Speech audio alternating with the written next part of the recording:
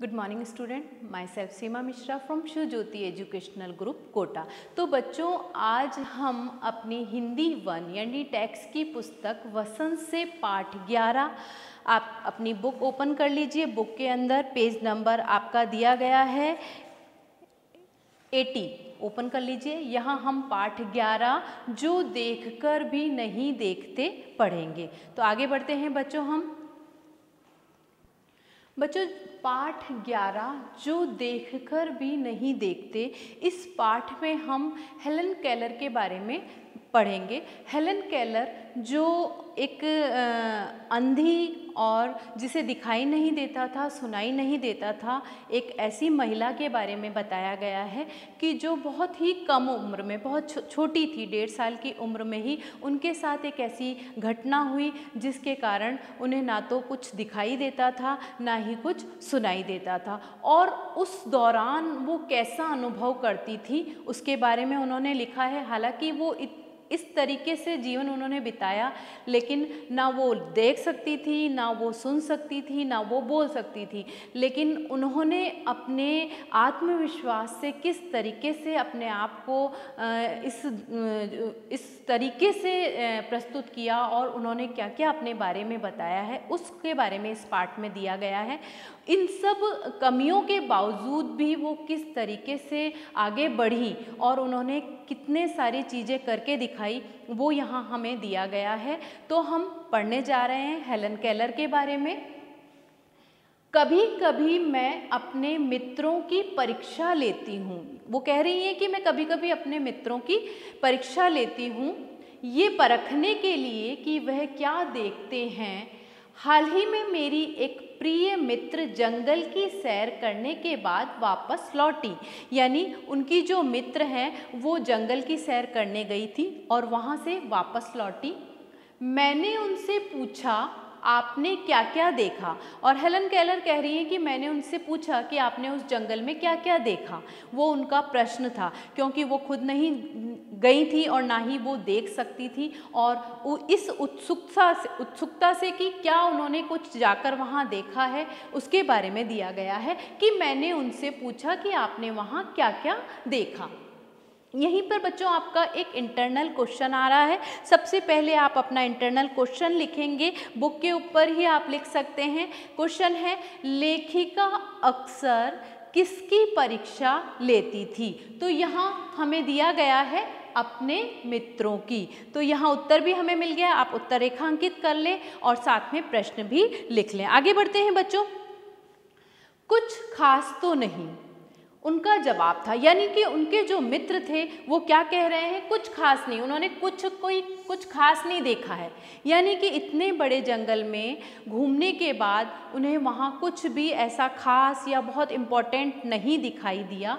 वो बोल रही हैं, मुझे बहुत अचरज यानी आश्चर्य, अचरज का मतलब यहाँ दिया गया है आश्चर्य नहीं हुआ, क्योंकि मैं अब इस तरह के उत्तरों की आदी हो चुकी हूँ। यहाँ आदी का मतलब दिया गया है कि किसी चीज़ को हम सुनते हैं, उसके बारे में, उसके चीज़ों को हम कहते हैं ना, हम इस बात को जानते हैं, आदी हैं हम इस चीज़ के, उसके बारे में दिया गया है। कि वो कह रही हैं कि मुझे कोई आश्चर्य नहीं हुआ, मैं इन सब उत्तरों के या इन जवाबों की आदी हो चुकी हूँ। मेरा विश्वास है कि जिन लोगों की आंखें होती हैं, यानी वो कह रही हैं कि मेरा विश्वास है, ये मैं विश्वास के साथ कहती हूँ कि जिन लोगों की आंखें होती हैं वे बहुत कम देखते हैं। यानी बहुत कम देखते हैं, वो ध्यान ही नहीं देते हैं कि क्या क्या उन्हें दिखाई दे रहा है। तो वो यहाँ कह रही हैं कि जिनके आंखें हैं वो कुछ चीज़ें देखते ही नहीं, या देखते भी हैं तो उन्हें ध्यान नहीं देते हैं। आगे बढ़ते हैं। क्या ये संभव है कि भला कोई जंगल में घंटा भर, यहाँ घंटा भर का मतलब है 1 घंटा भर घूमे और फिर भी कोई विशेष चीज़, मतलब कुछ भी ऐसा ना दिखाई दिया हो? कि क्या ये संभव है? और फिर कोई विशेष चीज़ ना देखे, कि इतने बड़े जंगल में आप घूम के आ रहे हैं और आप वहाँ घूमने गए हैं, देखने गए हैं, लेकिन आपको वहाँ कुछ भी ऐसा विशेष यानी कोई ऐसी कुछ मुख्य चीज़ें नहीं दिखाई दी जो आप बता सके, जिसके बारे में आप कह सके। मुझे जिसे कुछ भी दिखाई नहीं देता। यहाँ हेलन केलर अब अपने बारे में कह रही हैं कि क्योंकि मुझे कुछ भी दिखाई नहीं देता है, सैकड़ों रोचक चीज़ें मिलती हैं, और मुझे जितनी भी सैकड़ों रोचक चीज़ें मिलती हैं, यानी रोचक यानी बहुत आकर्षित करने वाली, वो बता रही हैं रोचक चीज़ें मिलती हैं जिन्हें मैं छूकर यानी स्पर्श करके, छूकर यहाँ यानी हम टच करके जिसको महसूस करते हैं, यहाँ दिया है छूकर पहचान लेती हूँ। मैं स्पर्श करती हूँ, मैं उन्हें टच करती हूँ और उससे मैं उन्हें पहचान लेती हूँ। मैं भोजपत्र के पेड़ की चिकनी छाल और चीड़ की खुरदुरी छाल को स्पर्श से पहचान लेती हूँ। अब वो कह रही है कि जो भोजपत्र होता है, भोजपत्र उन्हें कहा गया है बच्चों यहाँ पर जिन पत्तों से पहले के समय में दौने और पत्तल बनाए जाते थे। तो कुछ ऐसे पत्ते आते हैं जो बहुत बड़े होते हैं और थोड़े चिकने होते थे। तो यहाँ बताया गया है कि जो भोजपत्र होते थे यानी जो पत्ते होते थे काफ़ी बड़े साइज़ के होते थे, उन्हें जोड़कर पत्तल और गोल दोने बनाए जाते थे। तो वो यहाँ कह रही हैं कि मैं उन भोजपत्र के जो पेड़ की चिकनी छाल है, उसकी छाल जो है उसको, और चीड़ की यानी चीड़ के जो पेड़ होता है उसकी खुरदुरी, रफ जिसको हम कहते हैं खुरदुरी, यानी कि जो हाथ में क्या लगती है, रफ लगती है, खुरदुरी छाल को स्पर्श, यहाँ स्पर्श यानी छूकर, स्पर्श से पहचान लेती हूँ। वसंत के दौरान मैं टहनियों में, अब यहाँ बच्चों आपको इंटरनल क्वेश्चन लिखना है कि लेखिका सैकड़ों रोचक चीज़ें कैसे पहचान लेती थी।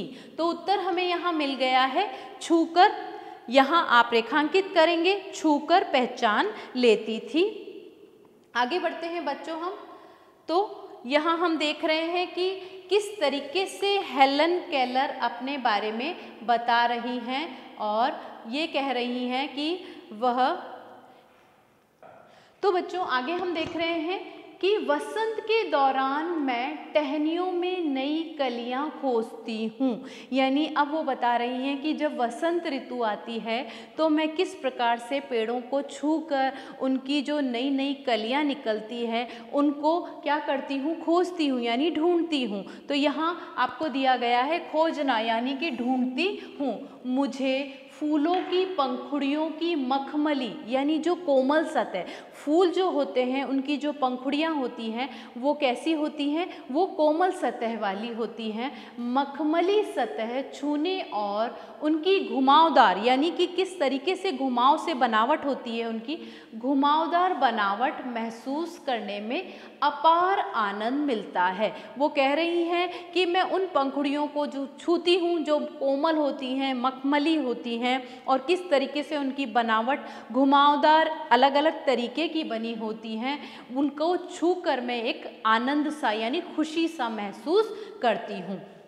इस दौरान मुझे प्रकृति के जादू का कुछ एहसास होता है और वो कह रही हैं कि इस दौरान मुझे प्रकृति का ये जादू है जो समय के अनुसार किस तरीके से बदल रहा है, कि किस तरीके से अपने आप बसंत ऋतु आ रही है और किस तरीके से प्रकृति में पेड़ पौधे सभी में परिवर्तन हो रहा है। एक प्रकार का जादू जो है वो मुझे लगता है, एहसास होता है कि कितना अलग सा ये एक समा बन जाता है, कितनी अलग तरीके से चारों ओर परिवर्तन नज़र आते हैं। उसके बारे में उसे उन्होंने जादू कहा है। जादू महसूस करती हूँ या मुझे लगता है ये भगवान का बनाया गया एक प्रकार का जादू है।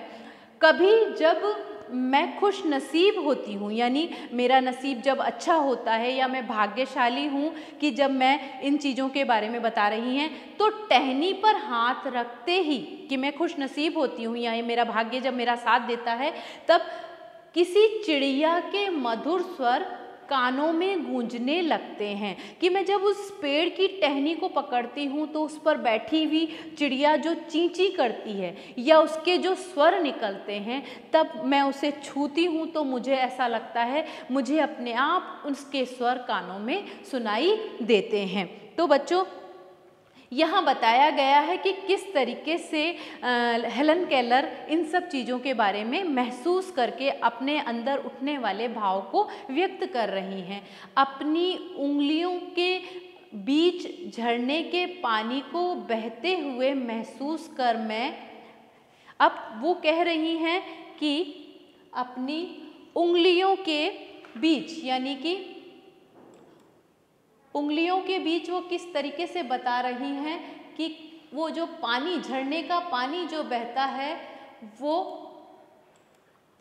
उन्हें किस तरीके से लगता है। तो वो बता रही हैं कि कभी जब मैं खुश नसीब होती हूँ तो टहनी पर हाथ रखते ही किसी चिड़िया के मधुर स्वर कानों में गूंजने लगते हैं। अपनी उंगलियों के बीच झरने के पानी को बहते हुए महसूस कर मैं आनंदित हो उठती हूँ। उन पानी को जब मैं हाथ लगाती हूँ, जब झरना बहता होता है और उस पानी को जब मैं छूती हूँ तो वो मुझे अंदर ही अंदर आनंद महसूस, खुशी महसूस कराता है। मुझे चीड़ की फैली पत्तियाँ या घास का मैदान किसी भी महंगे कालीन से अधिक प्रिय हैं। वो कह रही हैं कि मुझे बहुत महंगे कालीन पर चलाकर देख लो वो भी मुझे अच्छा नहीं लगता, लेकिन मुझे जो वो चीड़ की फैली पत्तियां होती हैं जो सूख जाती हैं, और साथ में वो कह रही हैं कि किस तरीके से घास का जो मैदान है, घास जो है हरी हरी घास है और उस पे अगर मैं नंगे पैर चलती हूँ तो मुझे वो बहुत ही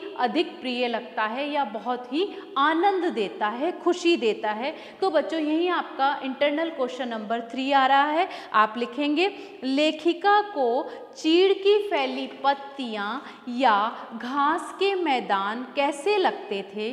तो यहाँ हम उत्तर देखेंगे बच्चों। अभी अभी मैंने बताया कि लेखिका को चीड़ की फैली पत्तियां या घास का मैदान किसी भी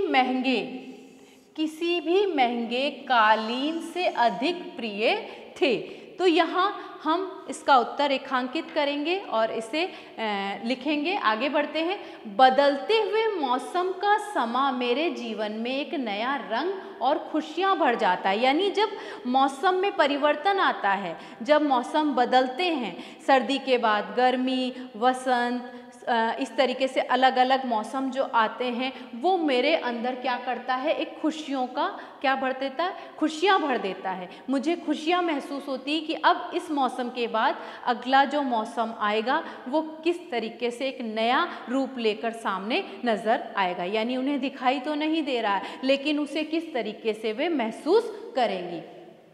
कभी कभी मेरा दिल इन सब चीज़ों को देखने के लिए मचल उठता है। वो कहती है कभी कभी मेरा दिल करता है कि मैं इन सब चीज़ों को देख सकूं, और उनका दिल इन सब चीज़ों को देखने के लिए मचल उठता है। यानी उनकी ये ख्वाहिश होती है, उनको ये एक एहसास होता है कि काश मैं भी इन चीज़ों को देख सकती, इस मौसम के परिवर्तन को, फूलों का खिलना, बहते हुए झरने का पानी या चीड़ की जो पत्तियाँ या जो वहाँ का जो रंग परिवर्तन हो रहा है, किस तरीके से मौसम बदल रहा है, किस तरीके से नई नई कलियाँ आ रही हैं, कि मेरा मन कभी कभी इन सब चीज़ों को देखने के लिए मचल उठता है। अगर मुझे इन चीज़ों को सिर्फ छूने भर से, कि सिर्फ मैं स्पर्श करती हूँ, छू ही रही हूँ, इतनी खुशी मिलती है, तो उनकी सुंदरता देखकर तो मेरा मन मुग्ध ही हो जाएगा कि सिर्फ छूकर मैं इतनी खुशी महसूस करती हूँ, और अगर मुझे इन सबको देखने का अवसर मिल जाए तो मैं तो इस पर मोहित हो जाऊँ। मुग्ध हो जाने का मतलब है बच्चों यहाँ मुग्ध होना, यानी कि मोहित हो जाऊँगी। परंतु जिन लोगों की आँखें हैं, कि अब यहाँ लेखिका कह रही हैं कि जिन लोगों के पास आँखें हैं वे सचमुच बहुत कम देखते हैं, कि सच में वो इसकी कद्र नहीं करते, अपनी आँखों से जो जो उन्हें दिखाई देता है वो सचमुच देखते नहीं हैं। उनको ये पता ही नहीं है कि ईश्वर ने उन्हें इतनी सुंदर आँखें जो दी हैं वो हम इस प्रकृति के नज़ारे को किस तरीके से देख सकते हैं, उसके बारे में महसूस कर सकते हैं, उन सब चीज़ों को किस तरीके से हम आँखों से देखकर उनके बारे में जान सकते हैं। तो यहाँ लेखिका कह रही हैं कि जिन लोगों की आंखें हैं वे सचमुच बहुत कम देखते हैं, ध्यान ही नहीं देते हैं। इस दुनिया के अलग अलग सुंदर रंग उनकी संवेदना को नहीं छूते। और इस दुनिया के जितने भी सुंदर रंग दिए गए हैं और कितनी सारी दिल को छूने वाली जो चीज़ें हैं वो सभी उनको ध्यान ही नहीं देते हैं, देखते ही नहीं हैं। अगर वे लोग भी इन सब चीज़ों को देखें तो शायद प्रकृति ने उन्हें बहुत सारी चीज़ें दी हैं जिन्हें देखकर वो ये महसूस कर सकते हैं, आनंदित हो सकते हैं या उनके बारे में और अधिक जान सकते हैं। मनुष्य अपनी क्षमताओं की कभी कद्र नहीं करता। क्षमताओं का मतलब यहाँ दिया गया है कि जो जो उनको दिया जाता है, तो जो भी क्षमताएं यानी हमारी आँखें, हमारे कान, हमारे हाथ, ईश्वर ने हमें ये जितनी भी अंग दिए हैं ये हमारे लिए बहुत ही ज़रूरी हैं और ये सभी इतने ज़रूरी हैं और इन सब से हम बहुत कुछ सीख सकते हैं, बहुत कुछ जान सकते हैं। अगर हमारे पास इनमें से एक भी चीज़ ना हो तो हमें पता चलेगा कि कितनी बड़ी कमी है। इसी हेलन केलर जिनके पास में ये सब चीज़ें नहीं थी, आँख नहीं थी, आँखें से दिखाई नहीं देता था, कानों से सुनाई नहीं देता था, मुंह से वे बोल नहीं सकती थी और वो सिर्फ इनको महसूस करती थी, तो वो इन सब कमियों को देखकर बता रही हैं कि आपके पास ये सभी चीज़ें हैं लेकिन आप इसकी कद्र नहीं करते, इसका ध्यान नहीं रखते हैं। वह हमेशा उस चीज़ की आस में लगाए रहता है जो उसके पास नहीं है। जो चीज़ हमारे पास नहीं है हम उसके बारे में तो बहुत सोचते हैं, उसको पाने की इच्छा रखते हैं, लेकिन जो हमारे पास है उसकी हम कद्र नहीं करते हैं। ये कितने दुख की बात है कि दृष्टि के आशीर्वाद को लोग एक साधारण सी चीज़ समझते हैं। दृष्टि यहाँ आँख के बारे में कहा गया है बच्चों, तो दृष्टि यानी कि आँख। तो यहाँ बताया है कि कितने दुख की बात है कि हमारे पास में ईश्वर ने हमें जो आँखें दी हैं हम उसकी कद्र नहीं करते, लेकिन जो हमारे पास नहीं है उसके बारे में हम बार बार सोचते हैं। जो दिया गया है उसकी ना तो हम कद्र करते हैं, ना परवाह करते हैं, ना ध्यान रखते हैं। तो यहाँ वो कह रही हैं कि आशीर्वाद यानी ईश्वर का दिया गया ये आशीर्वाद है और लोग एक साधारण सी चीज़ समझते हैं, सोचते हैं सभी के पास है और उसकी कोई चिंता नहीं रखते हैं। जबकि इस नियामत से जिंदगी को खुशियों के इंद्रधनुषी रंगों से हरा भरा किया जा सकता है। बल्कि और यहाँ हेलन केलर कह रही है कि ये जो नियामत ईश्वर ने जो हमें ये गिफ्ट दिया है, ये जो हमें सौगात दी है, इसके द्वारा हम अपने जीवन में इंद्रधनुषी जो इंद्रधनुष के रंग हैं, उस धनुष के जो रंग बताए गए हैं कि हम उन रंगों को भरते हैं। अगर हमारे जीवन में हम सभी रंगों को पहचान रहे हैं, सभी रंग हमें सुंदर आकर्षक लगते हैं, तो किसके द्वारा? आँखों के द्वारा। तो यहाँ आँखें जो हैं हमें इंद्रधनुषी रंगों के समान हमारे जीवन को भी क्या कर रही हैं? रंगों से भर रही हैं। यहाँ लेखिका कह रही हैं कि खुशियों के इंद्रधनुषी रंगों से हरा भरा किया जा सकता है कि अगर हम इन आँखों को माने कि ये हमें ईश्वर का दिया गया पुरस्कार है, गिफ्ट है, तो हम उसको किस तरीके से हमारे जीवन में अपनाएं और इसके द्वारा जितने भी रंग हैं वो हमारे जीवन में किस तरीके से खुशियाँ भरते हैं, इसको हम समझें। यही हमारे जीवन की सबसे बड़ी खुशियाँ हैं कि हमें जो मिला है उसको हम देखें, उसकी हम कद्र करें, हम उसकी परवाह करें और जीवन को उन्हीं रंगों के साथ आगे बढ़ाएं। तो बच्चों हमने इस पाठ में जाना कि किस तरीके से हेलन केलर ने बताया है कि जो भी हमारे पास है हम उसकी कद्र करें और उसको समझें कि ये हमारे जीवन के लिए कितने ज़रूरी हैं। तो बच्चों यहाँ ये पाठ आपने बहुत अच्छे से समझा होगा। धन्यवाद।